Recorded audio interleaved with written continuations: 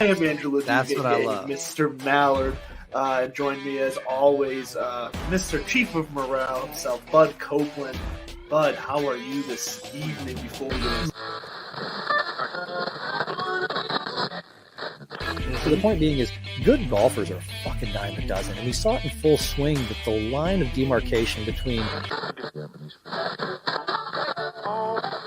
here? Are you ready, Bud? Are you ready for the players? Are you ready to make money? Are you ready to try to beat me? I didn't do my homework this week.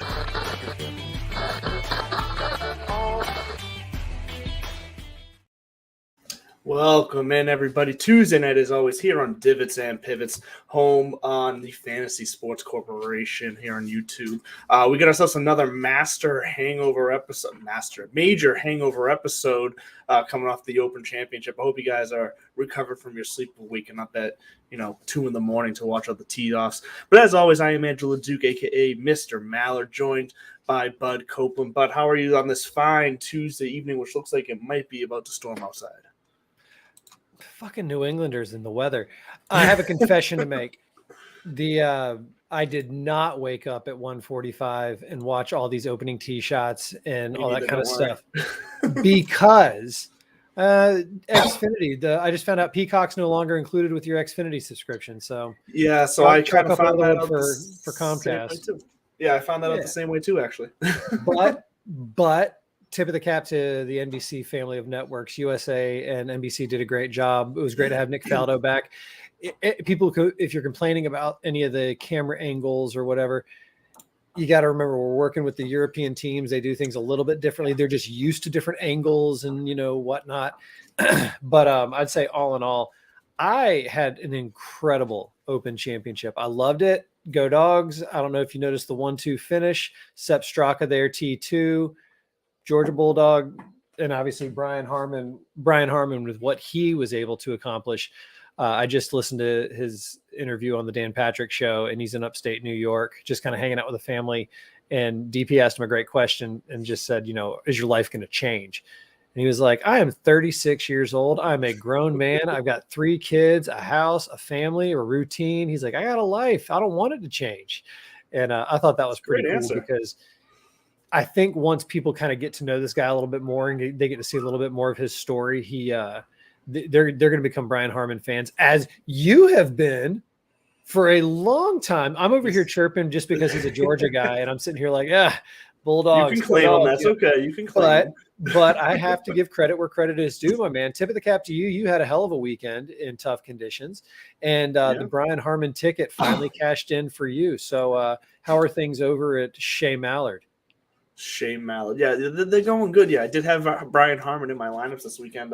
If you listen to this show, you heard that here. Unfortunately, I did miss on a couple others, so there wasn't much of 6 for 6 lineups this week, unfortunately, which, as we all know, when it comes to majors, it doesn't usually line up to much profit. But what's important is that we nailed a lot of our picks. Brian Harman.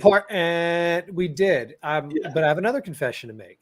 What? So last week, I kind of thought the stars were aligning for Fairway Jesus. He had the really cute tailor-made ad. I don't know if you saw the Tea Time one finally. It was really adorable. Yeah. Tommy and his sweaters.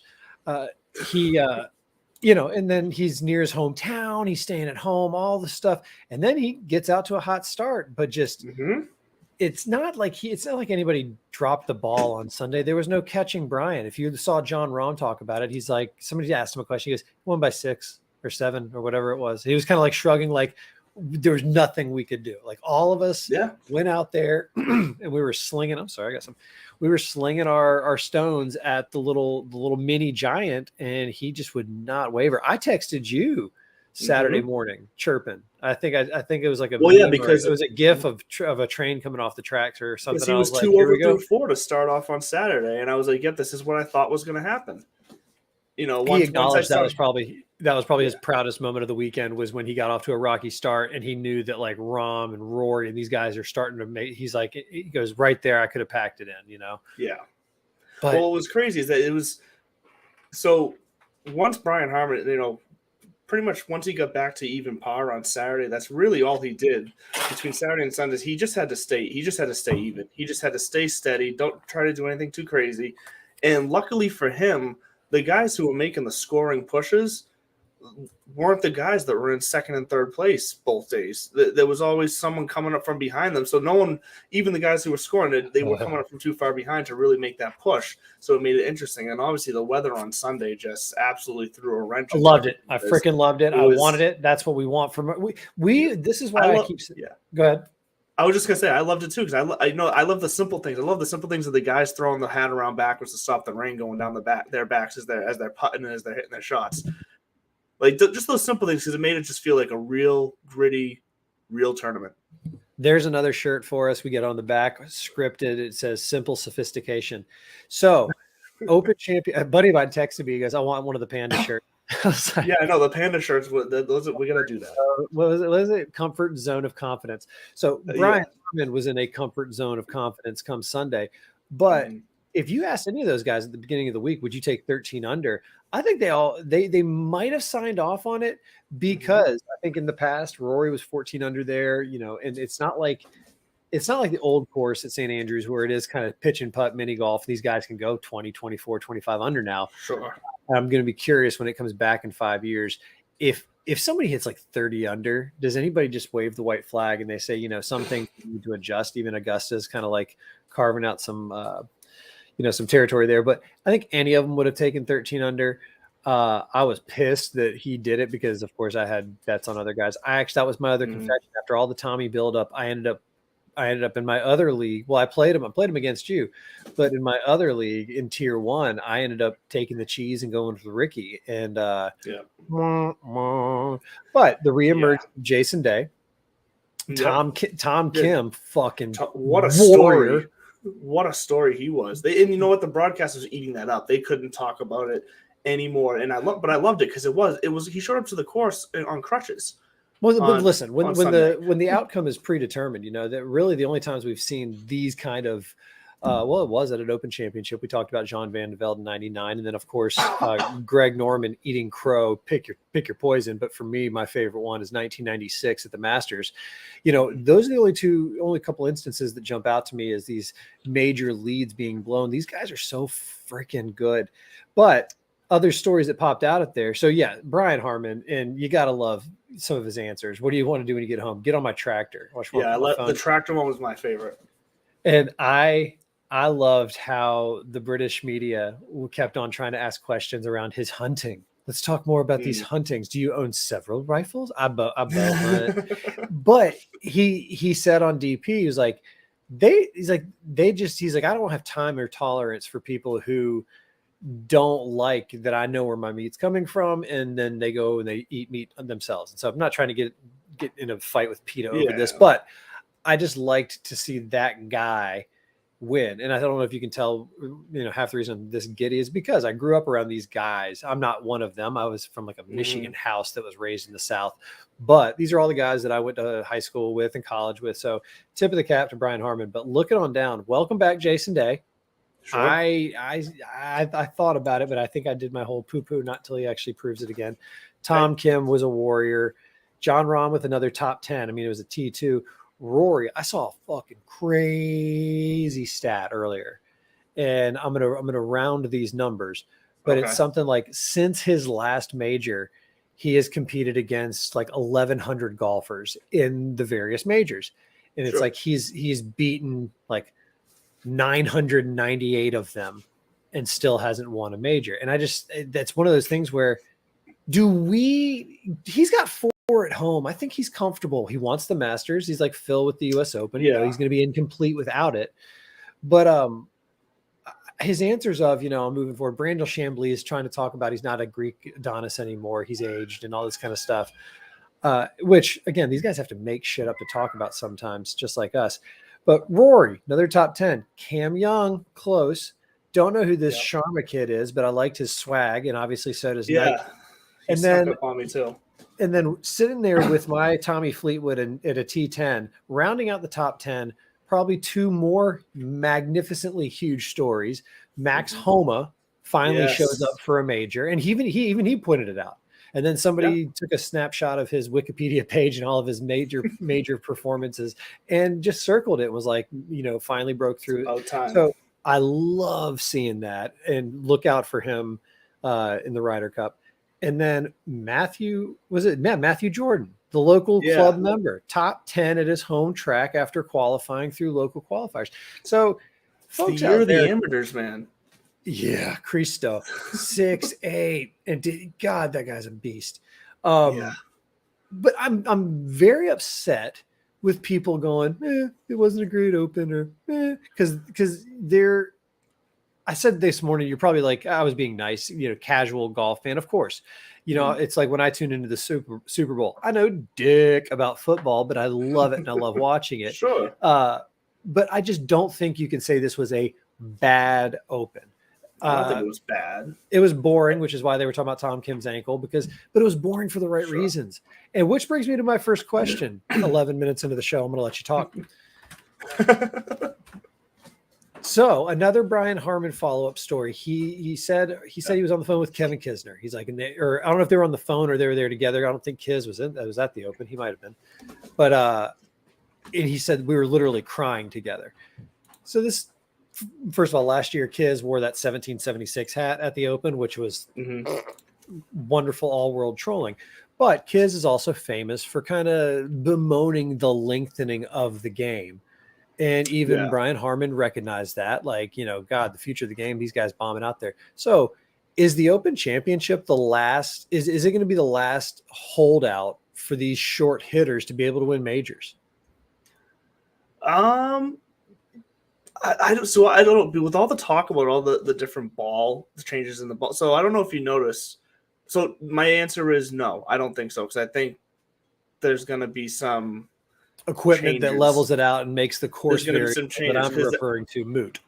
Yeah, because I don't know if you noticed, but the British broadcast made, I think it was on Sunday, a very clear point to talk about the history of how the request or the idea of having two different balls is not the first time that two different sets of equipment. Jack famously references having to get over there and adjust to the ball. Yeah, exactly. They told that whole story, and it was great and whatnot. So, but the fact that they're pushing that back out into light when really the talk about the changing of having two different balls kind of disappeared in the last few months. Like no one's been talking about that. Well, do you know why? That it got stopped being talked about? Or? Yeah, why it kind of died down for a little bit. I think because there was so many other big stories, honestly, to overshadow. Yeah, how often are we going to talk about the size of our balls? Martin Slumbers, whatever. The head of the RNA, did a bunch of obviously press this week. This is his crowning achievement. This is his, he's their Mike Wan, who's the CEO of our USGA. He was on TV talking about this. They're in a notice and comment period amongst their members. So they actually have the local rule proposed, the elite golf ball, this, that, and the other. Yeah. And so, and he said there's really three things that they can do. They can either, do nothing, change it to make, change it so that elite players only have to use a different ball, or change it for everybody. And he goes, and all I know for certain is to do nothing is not the right option. So I agree. I think it's going to change. Yeah. So I think that does bring in these short hitters then, because it does bring the game back to them. What's a wedge for these guys now? 170. So 165, 165 and in for these guys. That doesn't change. That's not going to change. It's going to be more of these avoiding fairway bunkers. It'll allow some of these courses to just really grow the rough out and make it abysmal, make it, a true penalty. I sincerely enjoyed seeing the bunkers be as penal as they were day one. Yeah, they were brutal. What are your feelings on the adjustments they made to them? I'm fine with it. So the main one of the adjustments I heard is that they changed the way they raked them so that they didn't have the I saw that fly. Yeah, you're getting hounded right now. I saw they changed the way they rake them so that they use the shorter tee, so the teeth on the rake, so it wasn't as deep as far as the grooves went. Look, I was fine with it. When you're going to have a wide open golf course, there's got to be something to make it challenging to have obstacles in these guys' way. Or I'm talking about them making it easier day two. No, but that's sure. They saw what happened on day one. I'm fine with tournaments pivoting. I'm fine with tournaments pivoting as the tournament goes on. Like, that's fine with me as long as it doesn't go too far the other way. And I don't think it got out of hand. I mean, we saw, Harmon, scored 12 under 13 under whatever the final score was. But everyone else under 10 under. I mean, I'm great with that scoring, separation at a major. Also, speaking of scoring separation, the even par was tied for 13th. So yeah, I'm for a major that I'm cool with that. Let me see, tie 23, T23. So you had to be top 20. Top 20 was under par. Okay, I think it was. No, I think that once they got wet, it would have leveled out. So I almost think it's just luck of the draw. I don't those kind of tweaks. It's like, I mean, why do I want to get a wild hair about it? Just because I need something to pick on, because I go back to, I enjoyed this Open and I learned more about Royal Liverpool and Liverpool in general than I ever knew before. So full circle. What I will say, last point on the bunkers is when it comes to challenging bunkers, especially pot bunkers, the challenging part that I like to see out of them is forcing guys to get creative with their shots, and I'd rather see them get penalized by the bunker by either banging it off the front face of the bunker or coming up short and having it roll back on these, undulating greens and approaches. I don't like having to see the guys hit out backwards. That's when I'm like, this is getting silly. Because I just don't want to see that's why I don't want to see a professional lose because he's got to hit a shot backwards. Shouldn't have been in there in the first place. Did you see Tony Finau have to use the toe of his putter to just like nudge the ball away from the wall? I didn't actually see it. No. That was probably that for me. I think that was like the low of the low. And I thought to myself, who cares? It's kind of like when Shinnecock got so lightning fast and then, everybody was up in arms over it and they watered it and they leveled it out. Yes. Okay. I think it's fine that they made the adjustment to the bunkers. Who gives a shit? I just wanted to bring up the bunkers because I thought those were nuts. And that was my favorite part of the entire thing. Hey, they were fun. I'll give you that. It makes you think though, if you're in one of those, how easy or how tempting would it be to cheat, right? Just kind of kick it aside, which makes me think, did you hear about the cheating up in PGA Tour Canada? I did, and I introduced this wild. to you. You introduced it to me, but then I read the article and I read into it, and we've all at one point or another cheated at golf with foot wedges or not taking dropping a ball, whatever. Yeah, things like that. What? And I want Justin Dowden. Is that it? I wasn't gonna out anybody. I mean, the guy issued an apology. Golf Digest outed him, and we're not outing him here, so whatever. But Justin Dowden, I don't know if I'm saying his last name right, but whatever. It admits after someone called him out on it, he just erased a 7 on the 18th hole and changed it into a 5. In today's day and age, it is ballsy. Because you and I were just talking about foot wedges, nudging, or maybe like you made accidental contact with it and you look around and nobody saw it. And exactly. Although that happened to me in the club championship 3 years ago, and I had to look at my buddy and he didn't even see it. And I was like, dude, I just tapped the ball. And he looked around. He tried to give me, he's like, nobody saw it. I was like, and he's like, oh, whatever, man, just hit it. And no, I'm not trying to crib a Legend of Bagger Vance. That actually did happen to me. Sure. This fucking guy. I know. And they come back and they look him in the eye. What'd you make? 5. And so they go talk to like the kid who walks around and keeps score for the group. They talk to his playing partner, the other scores, all this kind of shit. And I'm thinking to myself, well, first, where are the TV cameras? But then again, I guess it's PGA Tour Canada and not everything. Yeah. Not all 587,000 shots get captured like they do on the PGA Tour. Yeah. But B, he's not alone. Vijay Singh did this and got banned from the I want to say the Asian PGA Tour. Now, did they say, have they come out and said what a punishment's going to be yet? I don't think I saw that in the article. No, I think it's still too early. And that's what made me think about it, was because I was checking out, like, this made me think like scandals in sports or, cheating. And obviously, the 1919 White Sox, this isn't up there with that, but it makes you think about like these different things, because how does it come out in golf? And I saw that Vijay Singh list of sporting scandals. Of course, we're going to go to the Holy Grail Wikipedia, which I'm a sucker. I do donate to every year. And I just thought about that because the little pop-up thing said, will you donate? But the golf scandals, here it is. Vijay Singh, former number 1 golfer in the world, was suspended from the PGA Tour for using this is the wild one. So he's been suspended twice, or he's got a couple of little dust-ups, which, by the way, Vijay Singh is like, he's one of the hardest working golfers. If you ask anybody, he's probably hit more balls than anybody besides Gary Player. Vijay Singh, former number 1, suspended from the PGA Tour for using deer antler spray, which violated the PGA Tour anti-doping policy. Jesus. But this is the one that I was getting at. 1985, Vijay Singh was caught erasing his score on a hole and replacing it with a lower score after the scorecard had been signed. Once the rules officials confirmed the allegations, Singh was banned from the Asian Tour. To this day, Singh has not acknowledged that he cheated. So that's what. So yeah, the fact that he hasn't acknowledged it is wild, because here's the thing: when you're on any level of these professional tournaments, you're watching each other. You know what it looks like when someone has shot a 7 on a hole. I mean, come on. Like, what do you really think you can get away with? I don't care if there's no fans out there watching or no TV cameras. You're playing with other professionals. They know Mr. what a 7 looks Sophistication. like. Mr. Sophistication's also Mr. Integrity over here. All right, enough beating up on the cheaters. God, no. You actually, I'm looking at the show's tweet, because naturally I'm not on Twitter as much as I need to be. I'm talking in Instagram Reels more often than not. At Yes, This you Buds are. for you. Check it out. Give it a follow. It's fun.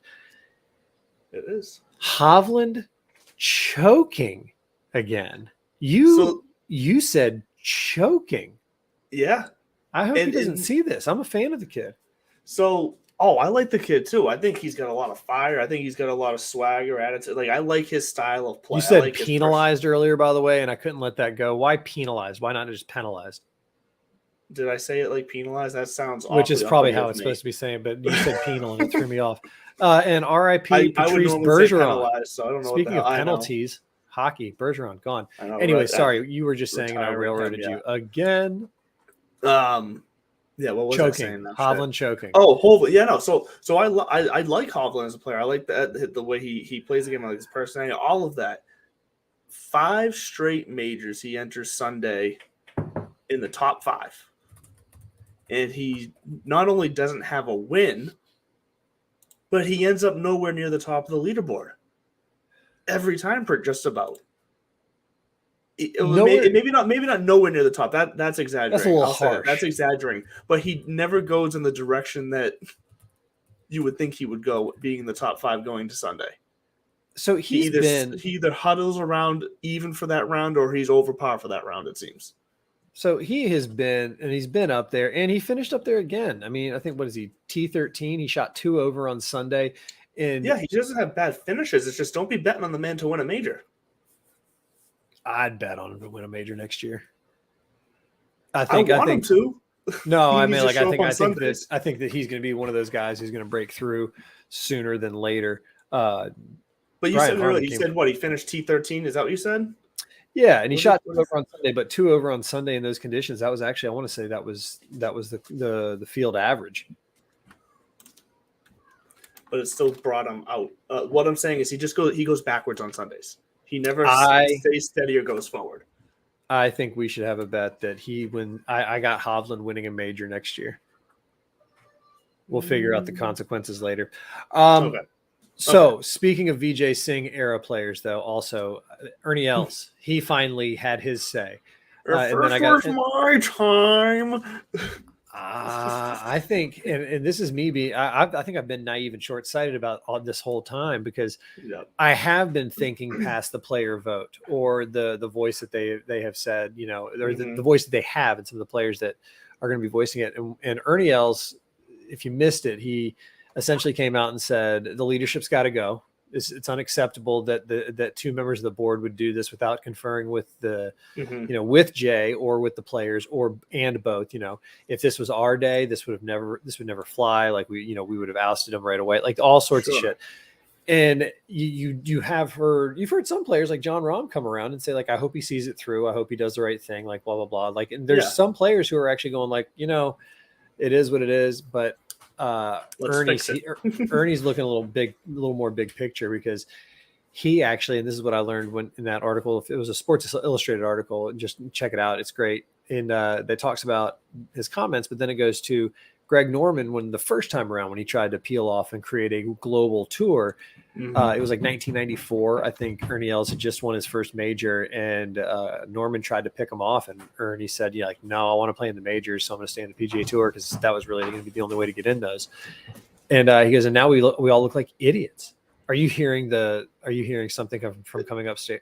Is that coming from? Okay, it sounded like someone I have was no knocking on my fucking door or clue what's something. going on up there. I Sorry. think the toddler can move. She is a giant now. Cooper Rose is. And I don't know. It just sounded like someone was knocking on my door, so I was very confused. I was like, no one's ever knocked on my door here. So on the way home from daycare today, she dropped something in the backseat of the car, which I could easily reach around and pick up. And she just goes, "Daddy," I said, "We're almost home, honey." "Well, Daddy, will you pick it up?" I said, "No, Daddy needs to keep both hands on the steering wheel." She goes, "You don't drive with both hands, Daddy." And I was like, fuck, she's paying attention. Like, got you. God. But yeah, no, that's her rumbling upstairs. My apologies. So Ernie Els, shots fired from his era and his generation. And I'm not saying there's some cabal in the group chat or anything like that, these guys get together and say like, "Hey, will you step up and do it?" That kind of shit. But it does show that this thing's got a long way to go. Yes. And I don't even know if it's so much about the source of the funds as it is now just about the style of what they're going to maybe try to turn it into. Yeah, they're getting down into the nitty gritty of how it actually affects golf now. I think in the end, it's just going to be a for-profit slush fund to pay players more. And God, but I've been listening to too many people because now I keep on going to the end of the road. Now, what happens though when Yasser or they do make a request that we're not thrilled with? I mean, and they say that like Jay and the guys are all we're going to have majority control and everything like that. But that's almost like pressure are they applying to them behind the scenes? Yeah. Good Lord. This freaking I know he's there we go. He's joining the show. Yeah, no, and look, I don't disagree with Ernie Els at all. Like I think, I'm fine with him taking the stand he's taking. That's perfectly fine with me. I just had to laugh at the way the second he said that line, "If this were our days or my time," or whatever the hell, however exactly I said it, it just made me laugh because it's just the exact phrase that every old timer who's grumpy and annoyed with the changing of time says it. I'm like, so I just laughed. That's all. I just found the way he said it funny, but I'm there with him. I'm fine with the stance he's taking. I lean more his and the other player's side than anything. I take more umbrage with the fact that you said Hovland choked than I do with his comments. No, I applaud the comments, and still I'm wildly curious. They did set like an arbitrary deadline by the end of the year, but they also put a clause in there that says they can extend if they're making progress. So they're we got a long way to go, and I think one thing is very effing clear though, is that the majors are going to stay above and beyond and outside of this. All the heads of the majors have come out and said we're happy that something is getting resolved. They're not necessarily endorsing anything. They're just like the fighting, the bickering is going to stop, the litigation is going to stop. These players are going to be able to come play again. Yeah. And so one more thing, asking you about the Open. Yes. Not even the Open. What was your favorite major this year? Oh, I liked the Masters this year. I still did. It was the one that I watched the most of. I was able to see the most of, and I liked the Masters this year the best, I think. I think the PGA for me, but it was because of the Masters, watching Brooksy, my boyfriend, come back. This fly is going to absolutely. That's your new boyfriend right there. He's getting jealous. The toddler knows how to open doors now. And so when I was like upstairs making dinner and all that kind of stuff, she went and opened the back door, went outside, probably took a leak in the backyard, and then came back in, but left the door open. So there's a handful of friends kind of flying around here. But Brooksy takes it in the teeth at Augusta and then bounces back and reminds the world what he's got. And then right after that, we get the good news of like everybody's making up. Brooksy's in a position for the Ryder Cup. He got knocked down to 4th in the rankings. And for those not familiar with the tournament, happens every other year. Best of Great Britain and, well, all of Europe Best of them, best of ours. They go at it. It's fun. Brooksy is a lot of fun. And the way you earn points basically to qualify for the team is for every $1,000 that you win, you get a point. And simple as that. And different tournaments are worth different, amounts, obviously.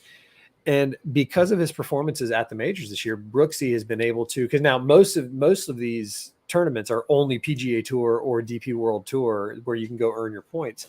And back in the day, the WGCs and the majors. Live obviously is not offering Ryder Cup points. They're brand new. And so Brooksy had enough, but he's got 2-3 weeks to sit there and sweat it out because his lead's not massive. I think he's got like a 2,000, 3,000 point lead between him and the next guy. And then even after that, if he drops outside of the top 6, do you still put him on the Ryder Cup with a pick? Because only the top 6 automatically qualify, and then the captain gets to pick 6 more. European team does it slightly different. They have 6 automatic qualifiers, 6 captains picks, but theirs is like world points and European points. It's fucking weird. But it makes sense because they do play on the metric system. Over there tend to play on multiple different tours, and so it makes sense. But either way, look, I think now that the news of all the Live and PGA stuff and all that has circled around the way it has, I think Brooks should get a captain's pick if he drops out of that top automatic bid. So bring Brooksy, put him on the team. He's earned it. If whether it's just from his performance in the majors. Did you see the picture? That's what you want in the Ryder Cup. You want those guys that have that edge, that have the nails in them. And I think that's why Justin Thomas is going to get a captain's pick, because I think he's just playing so bad right now, though. I think you're going to see him go on a run. I think it's going to start this week. I texted you something earlier where he was on a practice round and he pulled a kid from outside the ropes to hit a shot with him. And I'm thinking to myself, he's either super, super desperate and just trying anything he can to maybe get the mojo going, or, something clicked and these guys have a way of turning the page. We saw Jordan Spieth go through this, but it was a little bit longer. It was just a little over a year ago that Justin Thomas, shoots like 7 under on the final round to win the PGA when Mito, whatever, dunks it in the drink on 18. And I'm going to lean into some Justin Thomas just because of the leverage this week. We'll get to that in a couple minutes. But as far as the Ryder Cup's concerned, Brooksy for fucking sure. The guy's a killer. It's essentially if he's healthy, you put him out there. He throws in a big old hog, big old lipper in there, that big old dip that he throws in every 4 holes, and he goes out and he just assassinates people. I'm going to miss Tony Finau on the team this year. I don't think he's going to get in. I think he's doing well in the FedEx Cup points. He's way outside in the Ryder Cup, and just form. There's so many guys who are playing good. Cam Young, it'll be fun to see him in the red, white, and blue. I like Brian Harman in the red, white, and blue because he's a little guy. I mean, he's tiny compared to most of these guys. So I want to see like a Brian Brooksy pairing. That'd be fun. Speaking of Brooksy, did you see the picture posted, him and Bryson standing side by side, and Brooks is wearing hey Brooksy, let's go Brooksy. I did see that, yeah. And everybody's like, oh, the two of them made up. I'm like, they made up at the Ryder Cup a long time ago, but and they also came out and it was like, it's not like they were ever mad at each other. It was just, Brooks is Brooks and Bryson's Bryson. Bryson's like a nice guy. Brooks is like a get the fuck out of my way. Yeah, and sometimes they're gonna, that's the thing. You can kind of butt heads with people without actually being mad and without it being some personal vendetta against each other. So bring Brooksy back. I'm cool with that. Really, the only other news story that I know will affect you before we get into our picks for this week. You're giving me credit for Brian Harman, Mr. Akshay Bhatia winning down at the Barracuda Championship. He finally breaks through and gets that win in the modified Stableford scoring format, which I'm not going to lie, I forgot it was that scoring, and a couple times you saw plus 10, and you were like, "What the fuck's going on?" So I thought ESPN was just putting so much focus on the Open Championship that they had screwed up their coding or something in their website, and the scores were all just screwed up because I saw Akshay was in the lead at plus 31 or something like that. I was like, well, that's not right, and then I realized, wait a minute. Different scoring, but Akshay, great. We knew that you knew that was coming. You convinced me that was coming eventually, and here he is. He's here. Because I'm it's the 3M Open, folks. Don't worry, we'll give you your 15 minutes of fantasy fun. Akshay, before I go into that, you texted me something earlier, and you said Stableford, thumbs up, thumbs down. And before I go into my theory on it, I want to hear you're the fan. I'm the golfer, quote unquote. Sure. Although I did shoot even par on Saturday and still ended up losing fucking handicaps.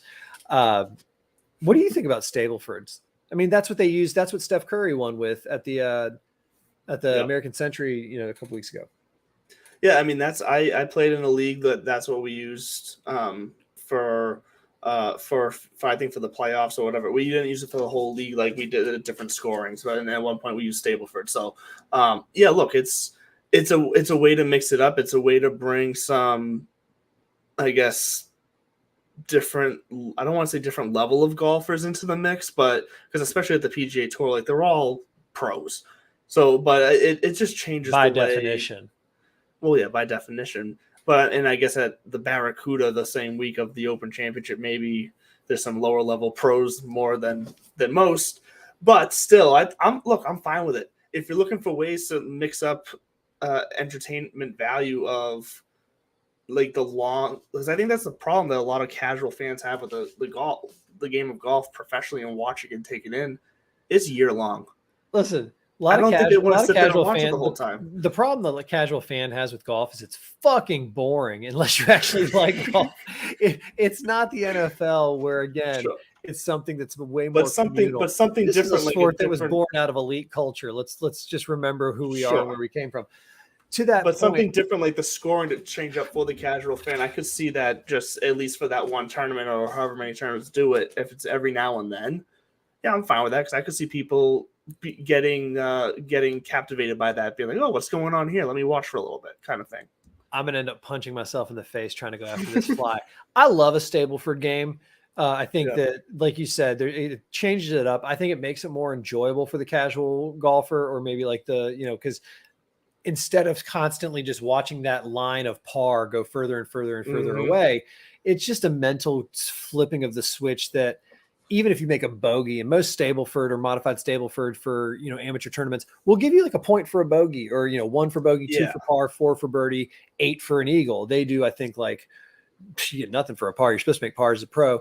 And I think you get like 1 point for your birdies and 3 or maybe like 3 for an eagle or something like that. But I genuinely like it. I think it's fun once in a while, kind of like when they do it here. Yes. And they do it one other time throughout the year. It's kind of like when they do the team event at Zurich and whatever other nonsense they're going to introduce into the into this new livified PGA Tour down the road. But my boy Akshay. All right. So if you're not familiar with this kid, Akshay Bhatia, or he does go by Shay. If you're not familiar with this kid, you obviously don't watch our show too often because you're not alone. Bud likes to talk about him a lot. So he turned pro at 17. All right. When he was 15 years old, he was on, and this is in 2017, he was 15. He won the Junior President's Cup. He was on that American team. At 16 years old, the next year, he was on the Junior Ryder Cup team. They win. At 17 years old, he becomes the youngest player ever selected for the Walker Cup. The Walker Cup, for the uninitiated, is the Ryder Cup for amateurs, except it is just Great Britain and Ireland versus the United States. They've kept that. They've got like other international, cups for the amateurs, like the Eisenhower Cup and the Palmer Cup. But that Walker Cup win was at, fun fact, Royal Liverpool back in 2019. So, I mean, she gets around there in Hoylake. He did withdraw this week, which is a bummer because he was on temporary status. So he does all that as an amateur. He turns pro at 17. People are like, you're making a mistake. He says, go pound sand. He wins his very first start as a full-time Korn Ferry Tour member in the Bahamas last year or 2 years ago. Then last year, he makes enough of these, kind of special exemption, invitation starts on the PGA Tour and finishes high enough consistently. Whoop, there we go. To get special temporary status. Special temporary status is essentially you're welcome to the party. You're not a member of the club yet, but you can be with us and you can play in our tournaments. If you happen to win one, then all bets are off because now you are officially a PGA Tour winner. That in and of itself comes with a set of, like a 3-year exemption. So he's going to be around for the rest of this year on the PGA Tour, which is only a couple weeks, next full year, like all the way into 24. And he's guaranteed that big fat paycheck and all that kind of stuff. But here's where it gets quirky and weird. And then we're going to move on. He's eligible for the FedEx Cup playoffs now. He wasn't before. And the way it works with special temporary statuses, you can play in the tournaments and you can accrue your points. But if you're not an actual full-time member on the PGA Tour, you can't actually play in the FedEx Cup playoffs. So even if he would have accrued enough points to put him up in the top 70, he wouldn't have been able to go unless he was an actual member. He's now an actual member. But here's the kicker. He gets 0 FedEx Cup points for this latest win. And it's not because he was on special temporary status. He's got like 458. He's in 90th place right now. So he's knocking on the door. This would have put him up in the 50s or the 40s. Also, he finished like top 10 last week at the Barbasol. Yeah. So it's Barbasol, then the Barracuda, and he finishes top 10 and he wins this week. No points, and here's why. They were opposite field events from the Scottish Open and the Open Championship. And to your point about the field at the Barracuda, this is one of those not weird tournaments. Had to sneeze. This is one of those tournaments where the DP Tour Alliance comes into play. They send 50 of their players over. So it is kind of the top guys that are left over from the PGA Tour who didn't get to the Open, the top guys from the DP World Tour.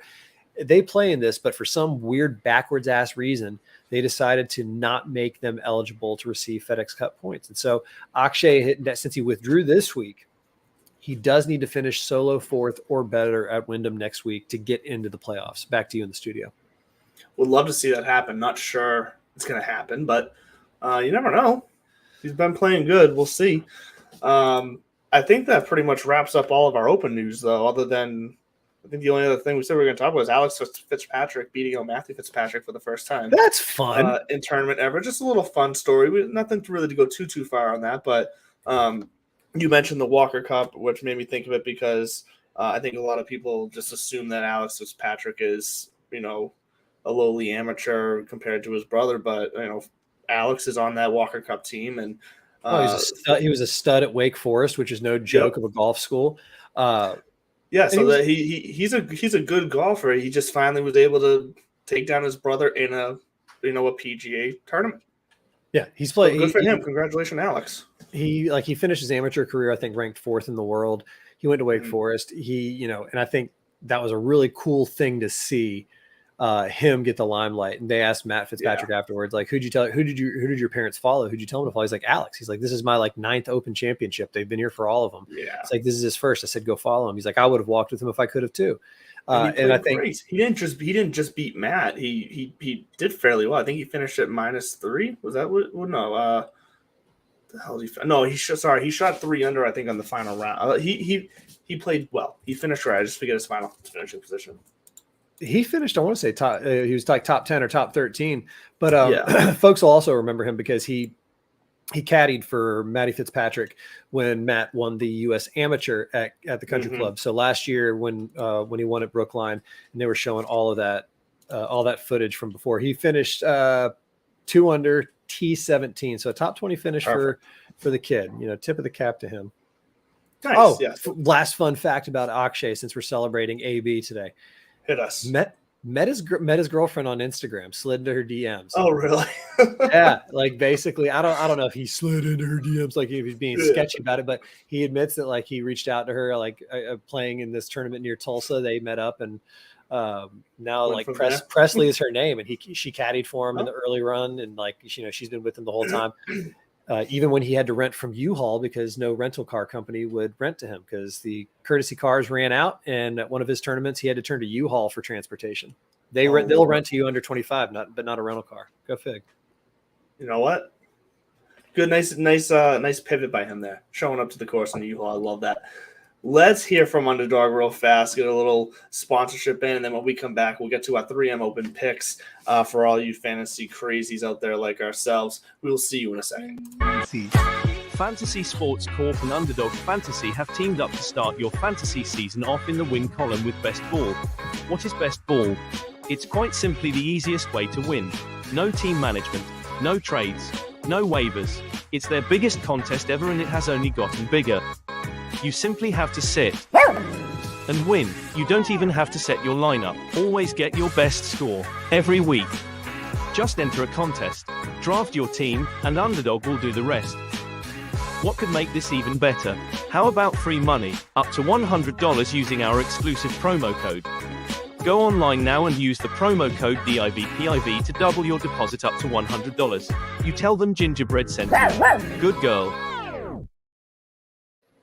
Gingerbread, as always, bringing us the goods from Underdog Fantasy. Speaking of fantasy, let's get into some picks for the often sought after 3M Open. Often sought after. I forgot they played this thing last year.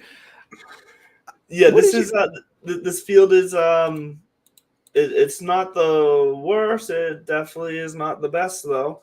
Well, So most guys by now will have hit their quota for the year, that the appearances they Yeah. have to make, and they're going to rest up until the playoffs, especially if you're one of the Yeah, top right. guys and your spot's solid.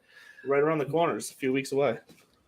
And before we go any further, fun fact: if you don't follow the show, or if you're new to the show, every week Andrew sends me a link to the studio when it's ready, and he sends it through Twitter. I'm not on Twitter as much as I need to be, so this is really like the only time I get on Twitter. Thoughts on the rebranding to X? It's awful. It's awful. I love it. I love it. You know what it's doing to me now for some reason. Every time I look at my You think it's tabs up porn? at the no, I've seen people saying that. I think it's funny. No, it looks like the freaking Xfinity logo. Just it looks good like a point. black and white version of Xfinity. So I just keep going to close it out, thinking it's like a pop-up or something. And I'm like, oh shit, no, that's my Twitter. No, why? That is not the part of Twitter that needed changed, Elon Musk. Well, he's trying to expand Twitter and make it more of a universal platform. I think pretty soon you're going to see a much more like a new style of sharing. You're going to see a Reels competitor. You're going to see like a YouTube competitor. He's going to try to turn Twitter into a respectable news like location, because that's the only people who really use it are opinion makers, news outlets, and you know, like people like us who genuinely want to have like a loud conversation about sports. But I just thought that was funny. Yeah, the 3M Open. We're at TPC Twin Cities. It's long, it's girthy, and it's going to require everything you got. Tony Finau won last year, but this is one of those tournaments you could look at some of the previous champions where don't be shocked if a young buck comes out and snags his first win. Matty Wolff did that here. Cam Champ has won here, who's another young gun. And so this is a tournament late in the year where you're either going to see a hungry vet who like Justin Thomas, who can't believe I just said Justin Thomas is a vet, but he's a veteran, who needs to make a move. And that's why I think I'm going to put some stock in him this week. I'm going to go strokes gained home life. And he was humbled. He ate enough humble pie. And he doesn't want to pack it in for next year. And he wants to make this Ryder Cup team. It's the only gut shot I got, but that's what I'm going to go with. Sure. Look, I don't hate it. I don't hate that. Well, what are you looking at this week then when you look at your key 3 to 5? Yeah, so first of all, what I'm looking at is that this is, like you're alluding to, this is a week that it's not even a stars and scrub type of lineup construction. You're just, it doesn't matter how much money you leave on the table this week. Anybody has a chance this week. Just play whoever the model says, right? And honestly, my model, everyone.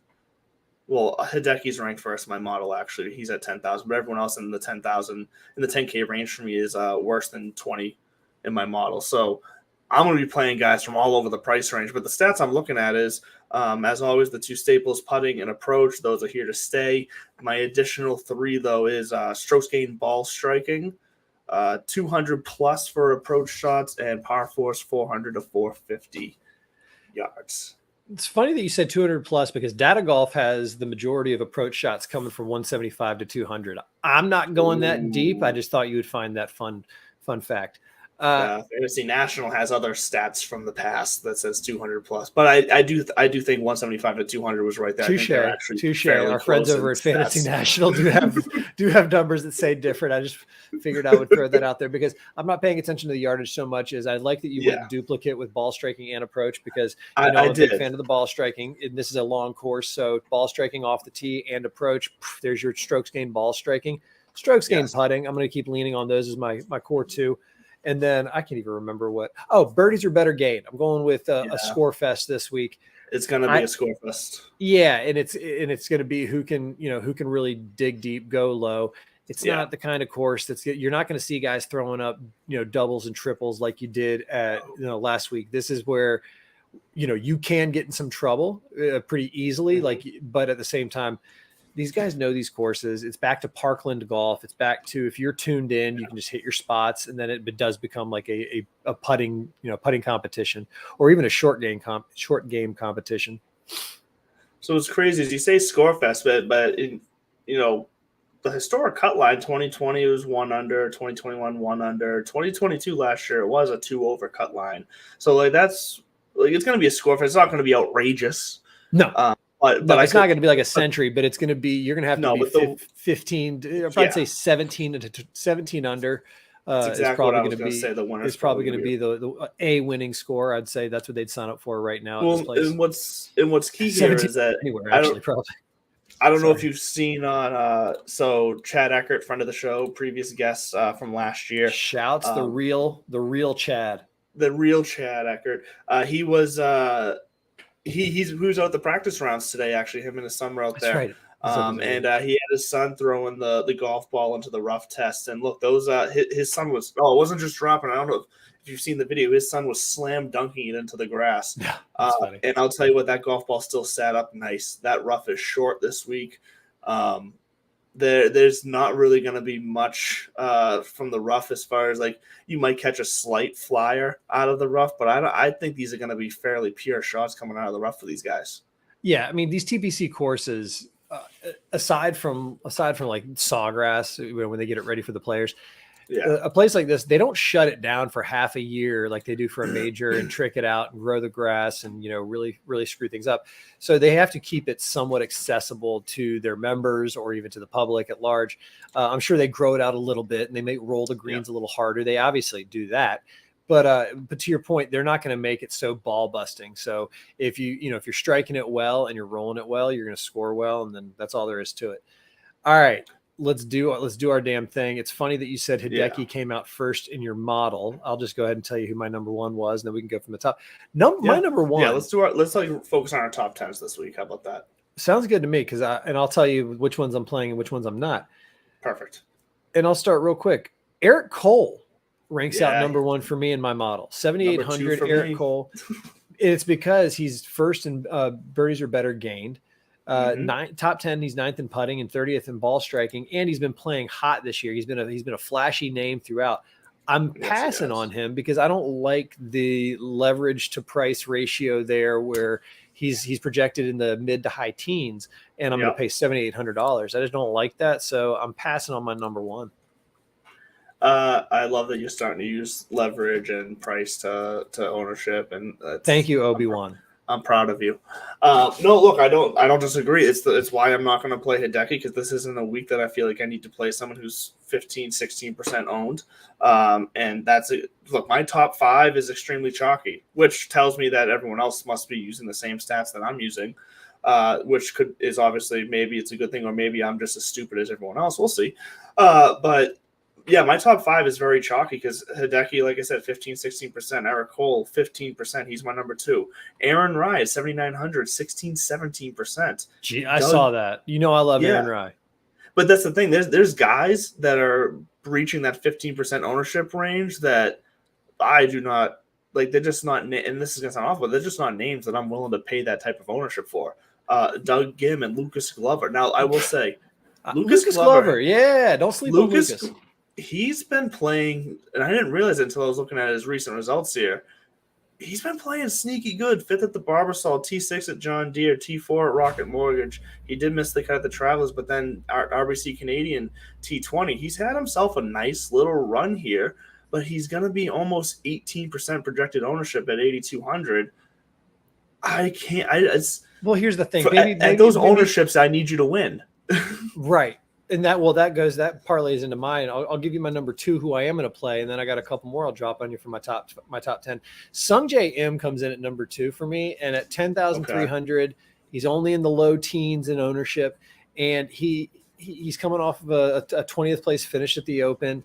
And I said early on in the season, it's the season of M and the season of Kim, and I'm not going to bet against him when the numbers shoot it out. So I'm going to play him. My 3rd place finisher in Bud's top 10, Sepp Straka. I don't think he's going to take his Open charge. I saw an interview with him, and he was very proud of his finish. He was very excited. T2 is great play, a wonderful paycheck, wonderful finish. I just see him kind of mentally checking out until the playoffs if he's up in that top 70, or just not having that bite that you need to win. So I'm almost 19% owned. That's my point. Is I think people are looking at his. I think people are looking at his finish at the Open and think he's going to ride that wave. Those waves crash on the way back over across the pond.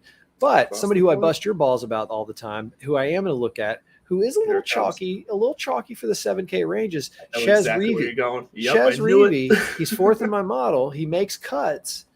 And he's Mhm. trending. This is the 3M Open. Chez Reavie is that kind of name that pops out to me that goes, Yes. that sounds like a 3M Open winner, or maybe like a John Deere lost in a playoff. So Yeah. 1, 2, 3, 4. Eric Cole, no thank you. Sung Jae, come on down. Sepp Straka, maybe next time. Chez Reavie, I like some of that. And since you gave me 5, here's my 5th. 5th in my model at 9,700. He won earlier this year, and he played very well at Hoylake, which is why I'm passing on him. I'm using the Sepp model. Emiliano Grillo. He's another one who I my think he caught boy lightning in there. a bottle earlier this year, and I think that confidence is stuck with him. Yep, he was another one of the guys who hit for me this past week. So yeah, but I'm right there with you where he's around 9,700 and around 16% ownership is just too rich for my blood on both those ends. What's the bottom there- half of your 10 look like? So the bottom half of my Sounded 10 dirty. is where there that is sounds real some- dirty. It does. But there is some ownership value down here for me. Mhm. And so we're going to start in the 7th because Sepp Straka was a 6th in my model, so we've already talked about him there. Number 7 in my model, though, at 7,600 and under 5% projected ownership. He's been just a cut maker, middle of the pack finisher. Justin Sue, however Yes, you say sir. that. Justin Suh. So, He's 7,600, under 5% ownership, 25 out of 30 cuts made, number 1 putter in the field, number 2 in proximity from 200 plus approach shots. He's slowly becoming possibly my favorite play this week because he's a name who I remember back at the very beginning of this year, I'm not going to say he was on fire, but he was a name that was popping early on as being consistent and good. And Yeah. I like to see him finish out this season the way he started it. let's put it this way. We've heard his name a lot more on television than you would expect from somebody who's not good. So, I mean, Exactly. I don't hate that. 6th in my model is somebody who's getting a hard pass, even though it's low ownership and would free up a bunch of cash up top. I'm done with the woos. The woo train is over. Yeah. Dylan we Woo, no wrote thank- that earlier. We probably jumped off a stop too late, but that's okay. I can't do that. But there is a bulldog in the field that I'll throw some love at because he too feels like he comes out in these kind of tournaments. Keith Mitchell, he's doesn't he? not highly owned. I'm going to trust Yeah. the visor up there in Minnesota, and I think I'm going to give him some love. It feels like a Keith Mitchell week. He's 7th in my model, 8th in my model. Mark Hubbard, maybe at 8,300. You know, and he seems to be a name that just I keep hearing people are picking, and maybe they know something I don't, which is not too far outside the realm of possibility. But he's 14% projected right now. Keith Mitchell 5%. Once again, I'm going rogue because I need to shake things up this week. So And Keith Mitchell's looking loose already this week. I don't know if you saw I saw a video of him out there earlier signing autographs. He stuck around, signed all the autographs for all the kids. Like he just looked like he was enjoying himself, and like he just had like that kind of loose swagger about him. So yeah, Keith Mitchell does show up in these types of events. And then rounding out my top 10, I already said I'm passing on Hubbard at 8. I'm going to probably give both these guys a look, even though they both are actually, I want to say my number 10, Ludwig Aberg. He's the hot up and comer. He's the sexy name. He's that guy that I think like, well, Matty Wolf did it here, broke through early. Could Ludwig break through early? He came out just like Sam Bennett, straight out of college, just kicking ass and taking names.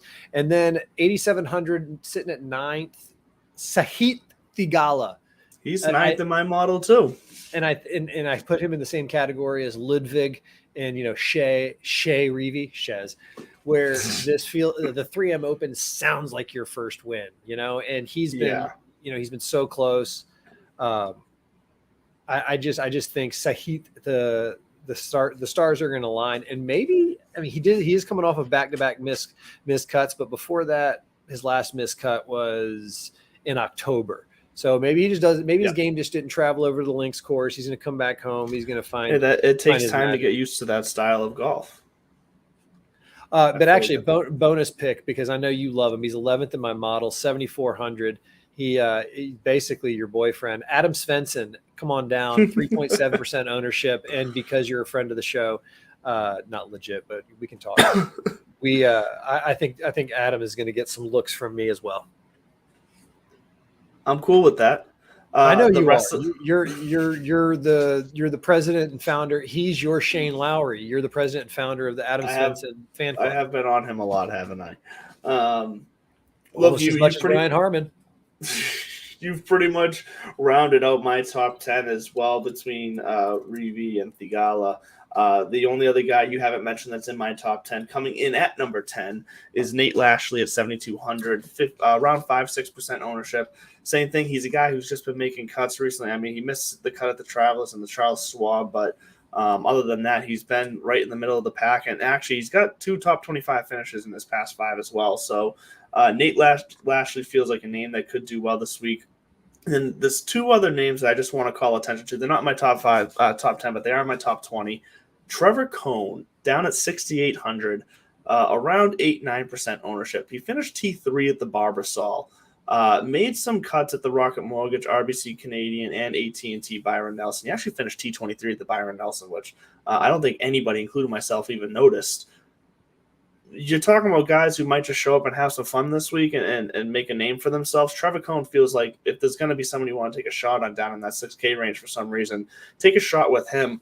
And then another guy whose name has actually been kind of floating around at different times near the first 2 or 3 pages of the leaderboard. I don't know if you've been noticing it, but for some reason his name keeps jumping out to me.